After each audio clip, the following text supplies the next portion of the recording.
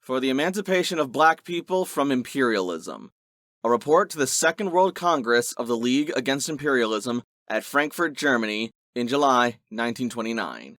Abridged. By James W. Ford. 1. General Statement. The so-called black problem has seldom been stated from the class point of view. We are in the period of the decline and decay of capitalism.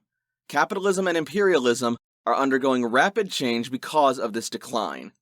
Everywhere, the standards of living of the workers and peasants are being pushed down.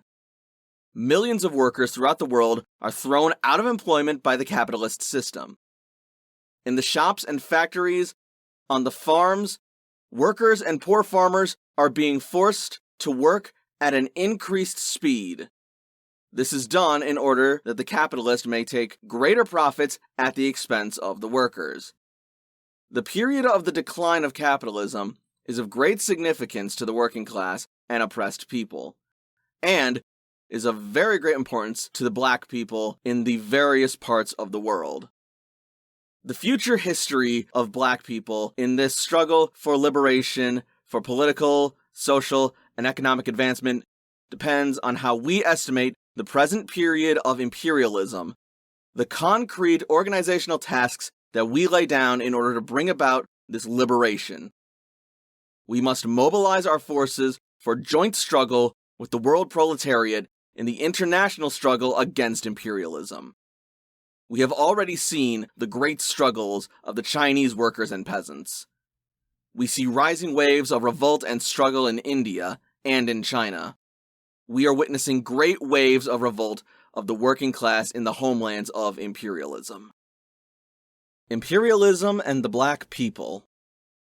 For our purpose, in dealing with the special question of the black people, imperialism is the stage of capitalism when the whole world has been divided among a few great capitalist powers, especially when the territory of Africa has been completely divided between them, and where there has developed among the black people of America sharp class lines.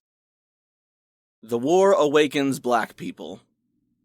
During the imperialist war of 1914 through 18, hundreds of thousands of black people from all parts of the world were brought into direct contact with the customs and culture of the so-called white Western civilization. Millions of black people were brought from the agricultural and peasant regions of the southern part of the USA into the industries of the North. This developed a huge black industrial proletariat. At the same time, capitalism has carried industrial development into Africa, and there produced, especially in South Africa, a big native proletariat. Already, the period since the World War has brought about class consciousness, revolt, and resistance of black toilers against imperialism. But in order to understand the present period of the black people's struggle, it is necessary for us to review briefly the older periods of exploitation and oppression of black people by the capitalists. Policy of imperialism.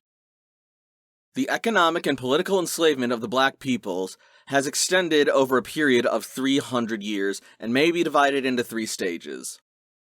1. The classical period. The period of merchant capitalism, which was the period of snatching of slaves from Africa, marked the birth of the notorious African slave trade. This was the time when the Portuguese, the Dutch, and the British capitalists were at the high tide of their business of stealing slaves from Africa. It has been said that over 100 million black people were torn from Africa during the course of these 300 years. Great fortunes were made on the slave traffic.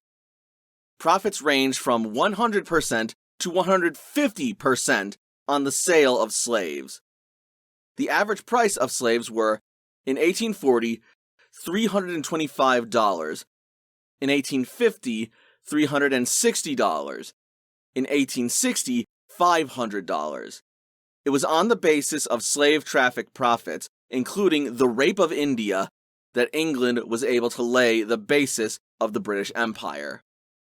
Also, great fortunes were made by the slave dealers in America. Thus, it is clearly seen that capitalist exploitation for profits was the basis for the beginning of the enslavement of the black people. 2. The second period. The period of industrial capitalism was the beginning of the territorial division of Africa and the exploitation of its natural resources and the labor power of the natives in Africa. Because the slave traffic became less profitable for the capitalists, this period marked the beginning of the doing away with the legal slave traffic. It was during this period that the natural resources of Africa helped to build up the great manufacturing enterprises in England. In America, the doing away with the slave traffic was replaced by the intense plantation exploitation of the black slaves. The profits made on the plantation exploitation of the black slave laid the basis for the present wealth of American imperialism. Thus, the stopping of the slave traffic did not stop the profit-making of the capitalists. It merely increased their profit-making. 3.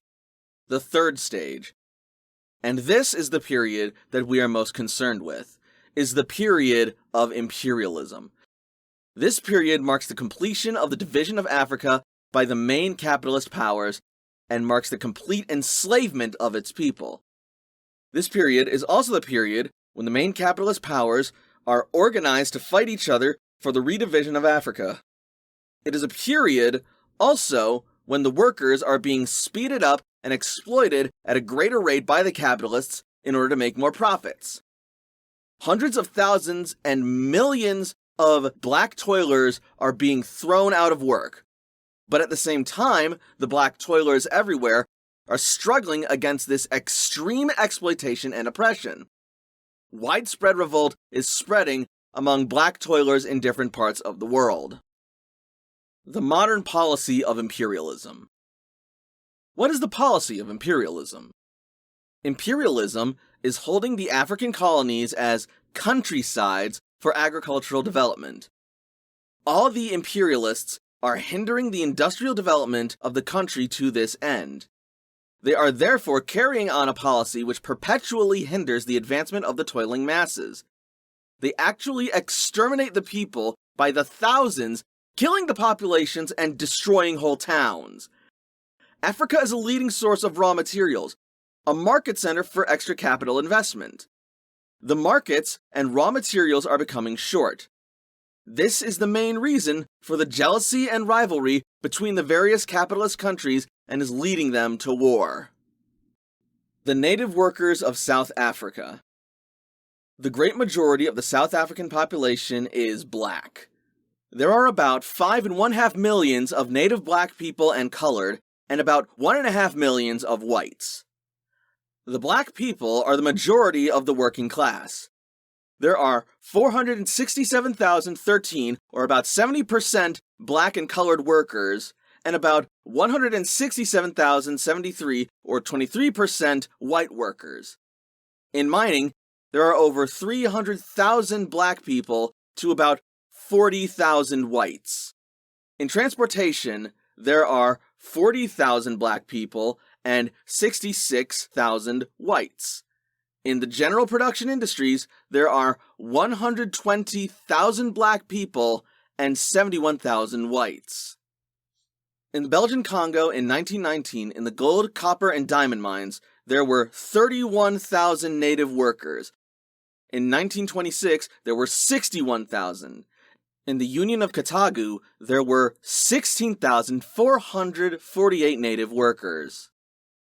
Agricultural workers.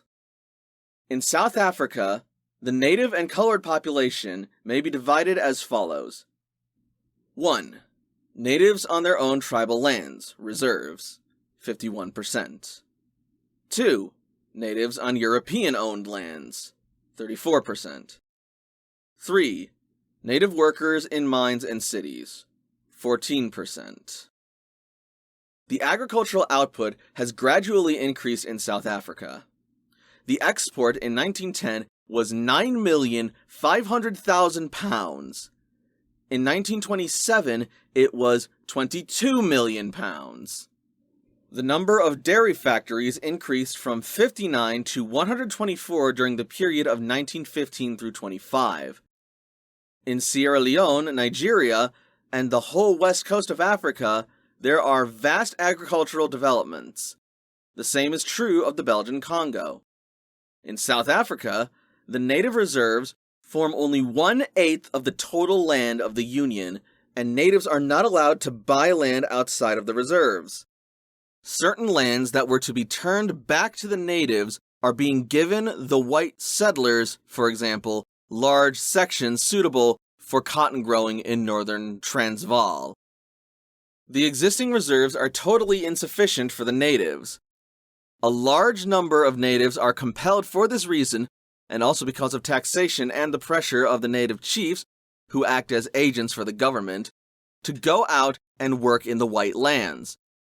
1/3 of the native adult male population is all the time away at work in the towns or on the farms. West Indies. The West Indies are typically agricultural islands. The West Indian Islands are under the iron hand of the imperialists. Haiti is under the iron heel of the American Marines of the National City Bank of Wall Street.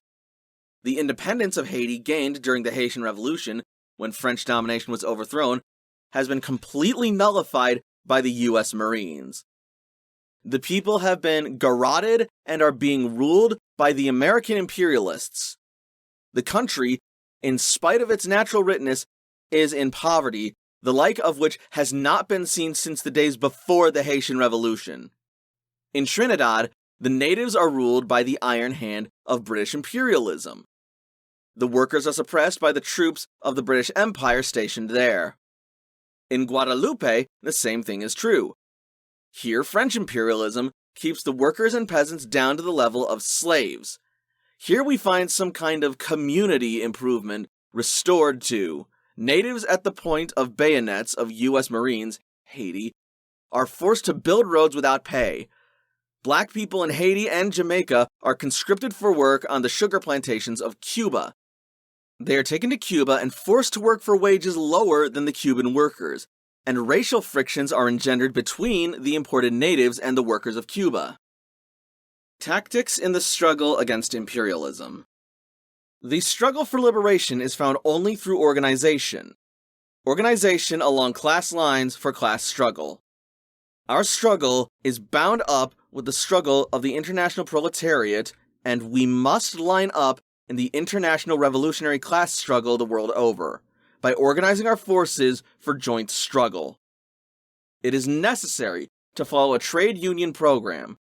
This program must be used on the following demands: equal pay for equal work, an 8-hour day, against forced labor, for protective labor legislation, protection for women and youth workers, freedom of trade unions, against class cooperation, against racial barriers in trade unions, organization of black workers into revolutionary trade unions, against white terrorism and lynchings, organization of defense corps, better housing and social conditions, organization of agricultural workers, against the confiscation of peasant and communal lands, against poll tax and hut tax, for equal civil rights.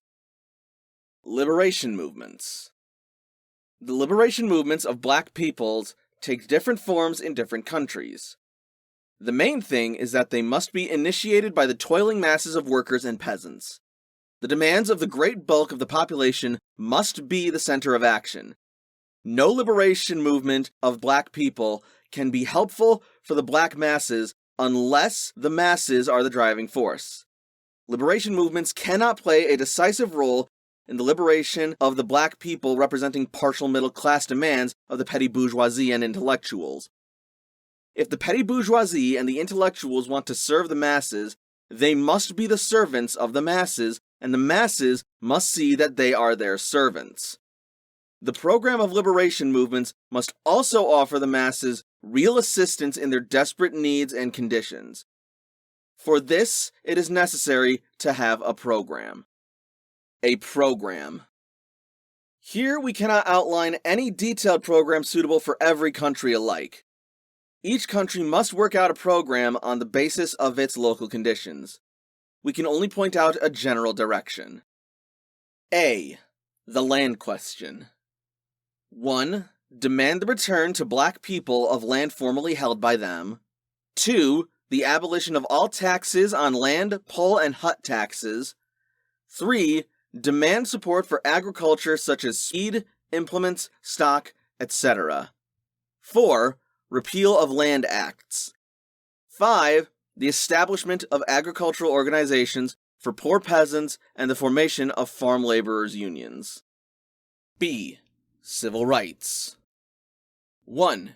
Freedom of speech, assembly, press, etc. 2.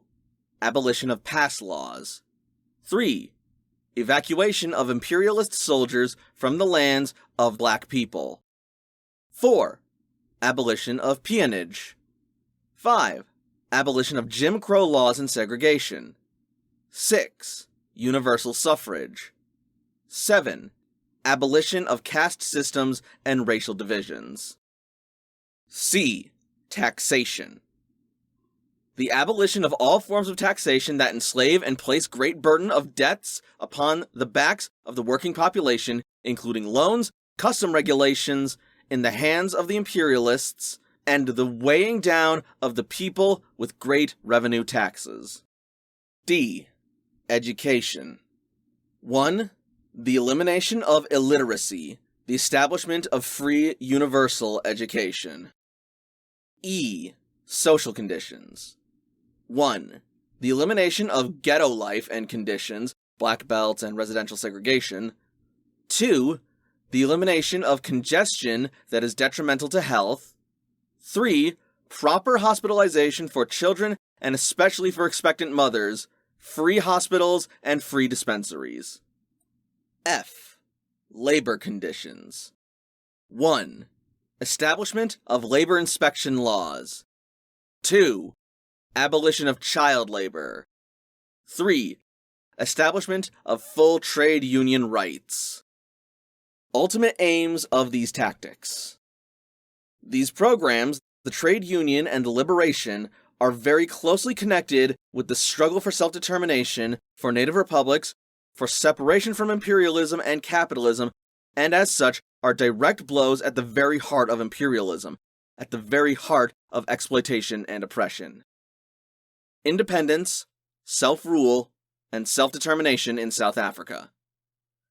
The native population of South Africa has no political rights. The power of the state is in control of the white ruling class, which has armed forces at its disposal. The Boers were defeated by the forces of the British imperialists at the close of the last century. But now, as the development of capitalism goes on in South Africa, the interests of the different South African white capitalist groups as well as the British imperialist groups become more blended, all forming together for the exploitation of the native population. At the same time, the white capitalists corrupt and bribe certain black leaders and convert them into reformist agents against the interests of the great masses of the working population. This unity of white capitalists, ruling class, with the black leaders makes it necessary for the white and black proletariat and the landless native peasantry to unite for a struggle against the white capitalists and the black fakers. South Africa is a black country. The majority of the population is black, and so is the majority of workers and peasants. The basis of the South African question is the black peasantry whose land has been taken away from them by the white ruling class. In South Africa, therefore, we put forward and struggle for a native South African republic based on the workers and peasants with safeguards and full rights for all national minorities. West Africa. There must be complete and unconditional independence of the colonies of West Africa, Sierra Leone, Gold Coast, Gambia, and Nigeria. Liberia. Liberia must have her complete independence and the immediate withdrawal of American imperialist agents from the territory. Belgian Congo. The independence of the Belgian Congo and French Equatorial Africa. Abyssinia. The unqualified independence of Abyssinia, the abrogation of all treaties that provide for the division of Abyssinia. Haiti. Haiti must have her unconditional sovereignty and independence. All debts must be cancelled, all customs restored, and the abrogation of all treaties that are directed towards the political and economic enslavement of Haiti. Jamaica must have her unconditional independence and complete separation from the British Empire. Central American countries. For all the Central and South American countries where there are black people, we demand the full and complete political, economic, and social equality for black people. East Africa. For all the colonies of East Africa, we struggle for and demand 1. The evacuation of the colonies by the British. 2. The return of stolen property. Black people and the war danger. Approximately 70 million workers and peasants of all races, nationalities, and countries, deluded by the lying press and propaganda of the imperialists, and betrayed by the reformists, social democrats, and pacifists, were dragged into the imperialist war of 1914 through 1918. Over 10 millions were killed, and 29 millions returned home crippled and diseased in body and mind. What for? For imperialist plunder, rapine, and pillage. 1. Black people and the late war. Particularly significant is the number of black toilers drawn from factories and farms who participated in this war. In America alone, 2 million black people were registered for military service, 200,000 saw active service on the battlefields of France, either as combatant troops or labor stevedores, and thousands of them were killed or maimed. Regardless of these sacrifices brought by the black workers to the altar of imperialism, the American imperialists continued to carry on racial prejudices even against black troops in France, to say nothing of their practices of lynching and segregation at home. 13 black soldiers of the American Army were hanged, and 26 were sentenced to prison for long periods of protesting and organizing a revolt against the abuses of mobs on the persons of black women in the southern part of the USA. Legalized lynchings were carried out in France, and the beastly sport of taking moving pictures of these hangings to be shown in the United States were conducted by the imperialist agents. At the close of the war, lynchings of black people in USA immediately increased. Black soldiers were lynched in the South for wearing the uniform of the U.S. Army.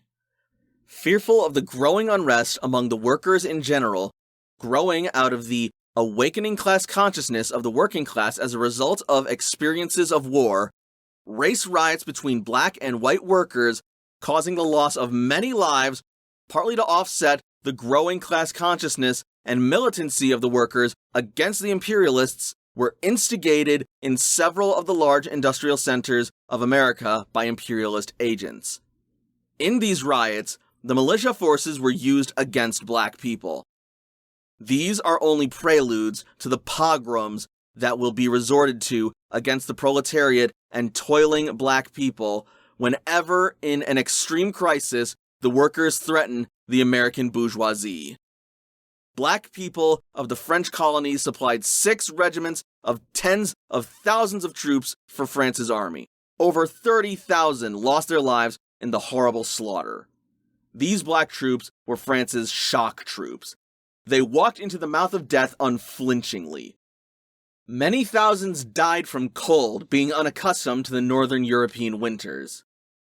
Following the war, native troops who fought and died on equal terms with white troops were allowed only 1/2 of the meager pension granted white troops. The yoke of enslavement, as is well known, has been tightened around the necks of the natives of the French colonies since the war. French imperialist colonial policy is decimating the population of equatorial Africa. Already, the construction of the first 140 kilometers of the Ocean-Congo Railway, which is being constructed in haste to transport native troops for the next war, has cost the lives of 17,000 natives. 1,000 black people have been shot by the Société Forestière, forest company. In one section, the population has been reduced from 1,150,000 to 300,000. In other sections, because of intense exploitation, between 4,000 and 5,000 deaths have occurred for every 200,000 inhabitants. Goaded to death by these intolerable conditions, the natives rose in revolt in November 1928. This revolt was crushed in the blood of the natives. All of this and more has occurred in the French colonies since the last imperialist war, in which the native troops served as cannon fodder for French imperialism. Thus, French imperialist colonial policy is exposed to the black people of the world who have viewed France as free, liberty-loving, and democratic. Remove this fake cloak of bourgeois justice and liberty, and you see bloodthirsty, cruel imperialist France stand forth. The British Empire has been built on the blood of colonial troops. The natives of Africa bled their share in the imperialist war of 1914 through 18. English imperialism has been very subtle in using black and colonial troops to pull her chestnuts out of the fire and to police the world for her. Black troops fought with Allenby in the Egyptian campaign and in Palestine. Her activities are well known in the use of African workers for her imperialist war, as well as the use of black troops in her counter-revolutionary efforts against the Red Army of the Soviet Union.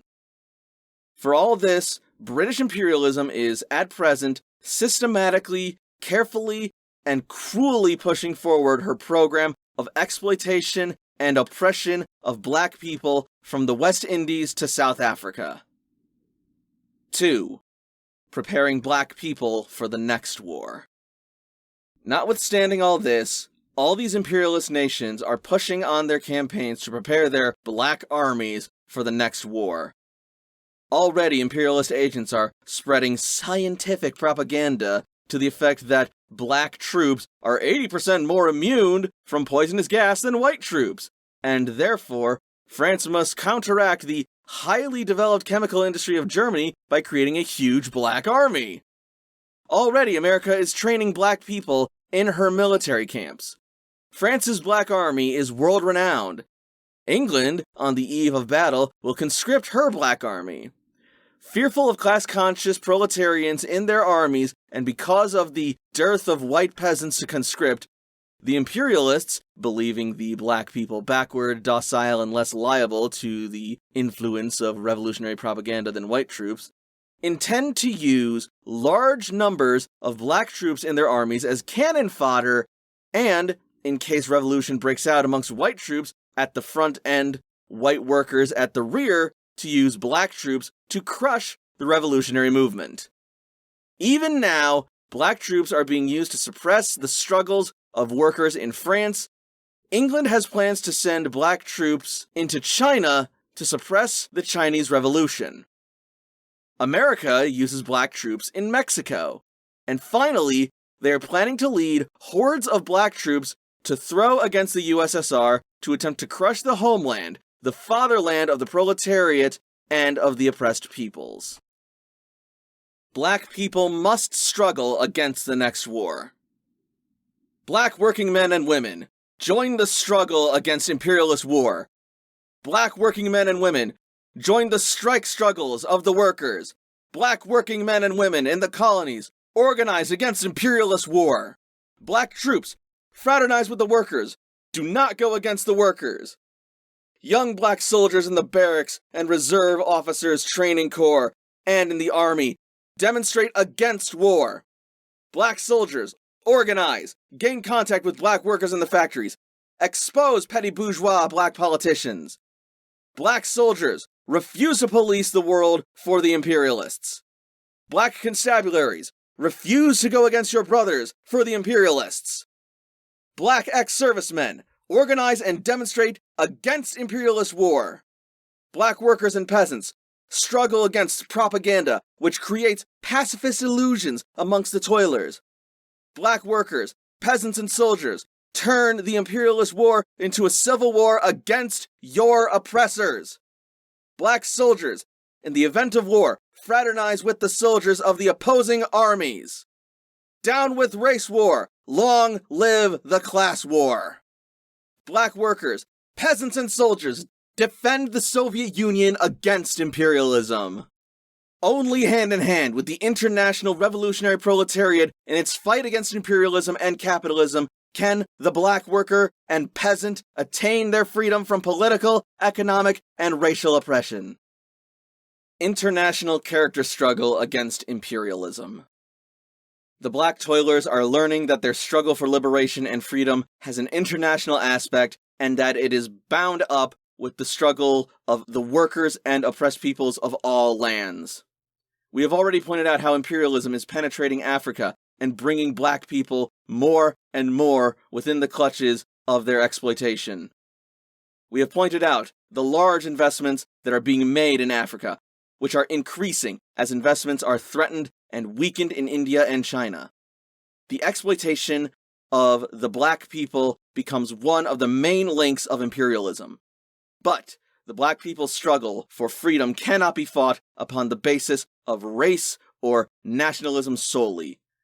This also is true of the working class in the various countries and demands the strictest understanding and attention of both. The struggle is international, involving the unity of the black peoples with the exploited and oppressed of all countries. Black people must begin to break down all policies and tendencies that isolate them and isolate the workers and oppressed peoples of other countries from their struggles. This is of great significance since race war slogans and racial issues are being raised to obscure the real struggle against imperialism. R. Palm Dutt, in his book Modern India, points this out very clearly by the following statement. European bourgeois writers have begun to speak with their usual foolishness of the revolt of Asia and Africa and supposed menaces to white civilization. This is of course nonsense, equally as much as the attacks these same writers make on the rise of the working class in their own countries.